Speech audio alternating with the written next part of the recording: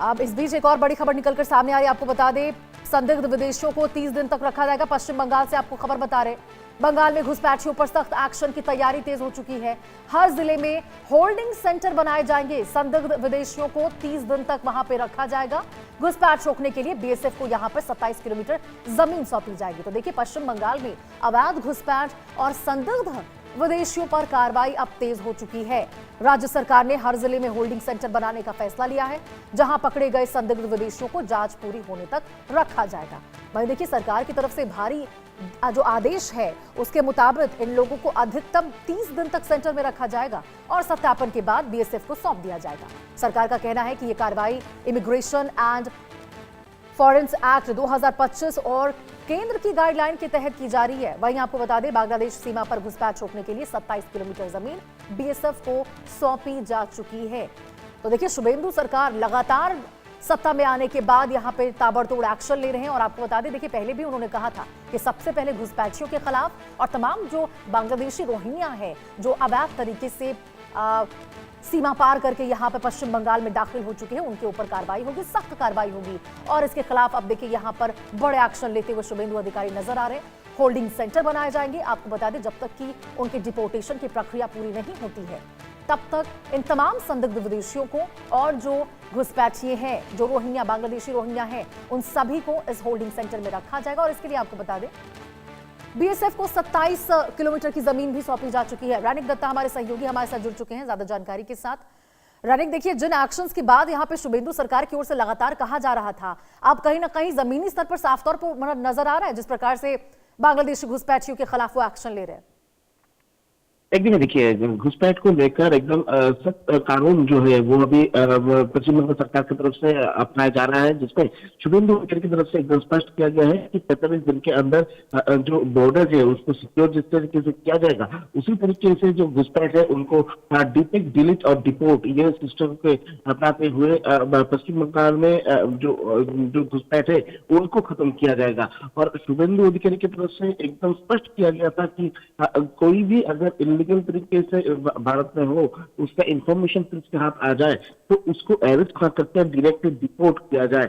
और अभी जैसे कि एकदम सूत्र से खबर मिल रहा है कि पश्चिम बंगाल सरकार की तरफ से ये सब बॉर्डर एरिया पर होल्डिंग सेंटर तैयार करने का बात किया जा रहा है। होल्डिंग सेंटर गवर्नमेंट की तरफ से तैयार किया जा रहा है। ये होल्डिंग सेंटर का काम क्या है? ये होल्डिंग सेंटर में जिन लोगों को डिटेन किया जाएगा, यानी जिनके पास ओरिजिनल डॉक्यूमेंट्स नहीं है, जो लोग भारतीय नहीं है, पूरा अप्रूवल होने के बाद जो वो लोग भारतीय नहीं है, तो उनके पास कोई डॉक्यूमेंट्स ना होने की वजह से उनको भारत की जगह में पश्चिम बंगाल का जो होल्डिंग सेंटर है उस होल्डिंग सेंटर में रखा जाएगा। उसके बाद ही, क्योंकि बीएसएफ और बीजेपी का जो ब्लैक मीटिंग हुआ था, उस मीटिंग के दौरान एकदम स्पष्ट किया गया था कि बीजेपी की तरफ से कि अगर किसी को पुशबैक करना हो तो उसके पहले एक बार बीजेपी के साथ। रानी, जरा ये भी बताइए कि ये जो 27 किलोमीटर की जमीन बीएसएफ को दी गई है, ये वही जमीन है जिसको लेकर जो कोर्ट की ओर से फैसला भी निकलकर सामने आया था। यहाँ पे ममता सरकार को भी कहा गया था कि आप बीएसएफ को जमीन दें ताकि इस प्रकार की कार्रवाइयां हो सके। एकदम देखिए, वो वही जमीन है। और सबसे महत्वपूर्ण है, ये 27 किलोमीटर का जो जमीन है, ये जमीन एकदम चिकन नेक कॉरिडोर को सिक्योर कर रहा है। जो चिकन नेक कॉरिडोर भारत के पूर्व हिस्से के साथ पश्चिमी हिस्से को जोड़ता है, नॉर्थ ईस्ट को जो जोड़ता है, जो चिकन नेक कॉरिडोर, वो चिकन नेक कॉरिडोर को जो जमीन सिक्योर करता है वही है ये 27 किलोमीटर का जमीन। और ये 27 किलोमीटर का जमीन शुभेंदु अधिकारी की तरफ से इतना जल्दी प्रोवाइड किया गया है, जो देख के सवाल एक ही आ रहा है कि शुभेंदु अधिकारी 45 डेज जो बोला है उसके पहले ही क्या खत्म कर देगा ये लैंड ट्रांसफॉर्मेशन का काज।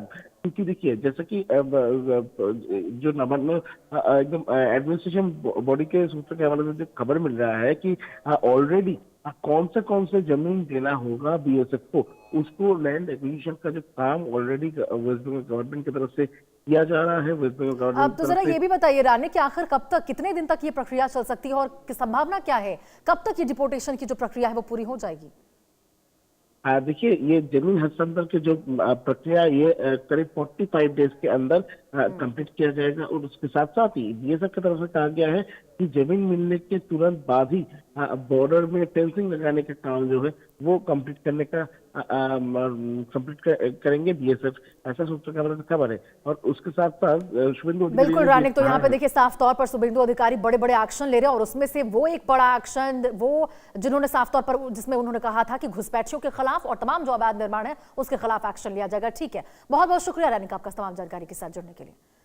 आगे बढ़ते और अगली खबर आपको दिल्ली के मुकुंदपुर से बताएं, जहां एक